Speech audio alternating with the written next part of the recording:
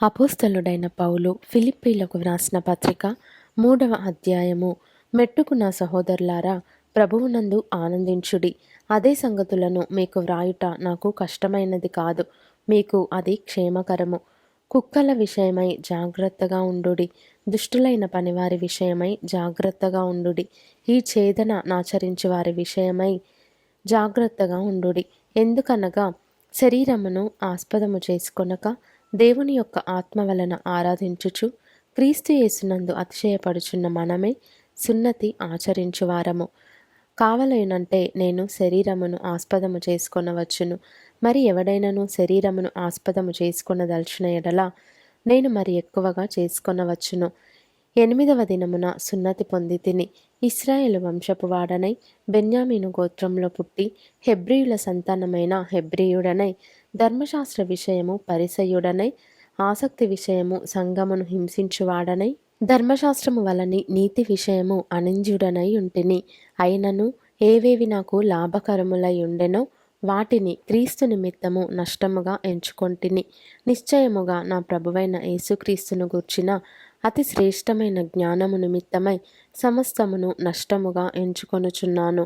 క్రీస్తును సంపాదించుకొని ధర్మశాస్త్రమూలమైన నా నీతినిగాక క్రీస్తునందలి విశ్వాసము వలననైనా నీతి అనగా విశ్వాసమును బట్టి దేవుడు అనుగ్రహించు నీతిగలవాడనై ఆయన యందు అగపడు నిమిత్తమును ఏ విధము చేతనైనను మృతులలో నుండి నాకు పునరుత్థానము కలగవలెనని ఆయన మరణ విషయములో సమానానుభవము గలవాడనై ఆయనను ఆయన పునరుత్థాన బలమును ఎరుగు నిమిత్తమును ఆయన శ్రమలలో పాలివాడనగుట ఎట్టిదో ఎరుగు నిమిత్తమును సమస్తమును నష్టపరుచుకొని వాటిని పెంటతో సమానముగా ఎంచుకొనుచున్నాను.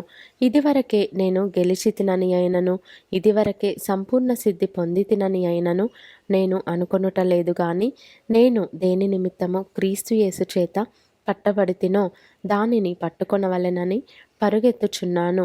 సహోదరులారా, నేను ఇదివరకే పట్టుకొని ఉన్నానని తలంచుకొనను. అయితే ఒకటి చేయుచున్నాను, వెనుక ఉన్నవి మరచి ముందున్న వాటి కొరకై వేగిరపడుచు క్రీస్తు యేసునందు దేవుని ఉన్నతమైన పిలుపునకు కలుగు బహుమానమును పొందవలెనని గురియొద్దకే పరుగెత్తుచున్నాను. కాబట్టి మనలో సంపూర్ణులమైన వారమందరము ఈ తాత్పర్యమే కలిగియుందము. అప్పుడు దేని గూర్చి అయినను మీకు వేరు తాత్పర్యము కలిగియున్న ఎడల అదియు దేవుడు మీకు బయలుపరచును. అయినను ఇప్పటి వరకు మనకు లభించిన దానిని బట్టియే క్రమముగా నడుచుకొందము. సహోదరులారా, మీరు నన్ను పోలి నడుచుకొనుడి. మేము మీకు మాదిరి అయ్యున్న ప్రకారము నడుచుకొని వారిని గురిపెట్టి చూడుడి.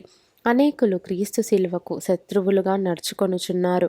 వీరిని గూర్చి మీతో అనేక పర్యాయములు చెప్పి ఇప్పుడును ఏడ్చుచూ చెప్పుచున్నాను. నాశనమే వారి అంతము, వారి కడుపే వారి దేవుడు.